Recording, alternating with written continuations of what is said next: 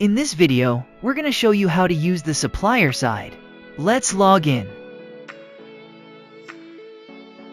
Now we're in the supplier dashboard.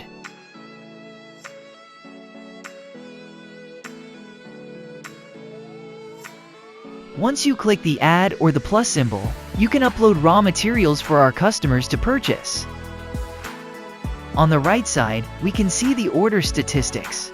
Once we switch tabs to our inventory, we can see how much we have. It will reduce once the customer buys the said raw material.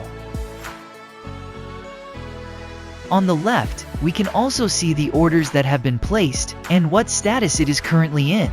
It can also be used to approve the order. Direct messaging for the suppliers to connect with the customers, to also update them and confirm confidential information. Transaction history will be our history of orders.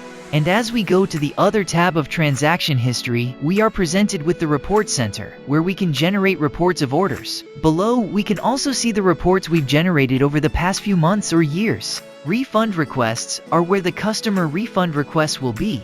We can either approve or deny. Depends if we've allowed a refund on a certain raw material. Settings as well to update our information throughout the years of supplying, or to follow up on our business permits, etc. Also, dark mode to prevent your eyes from being dried out by the brightness of the portal.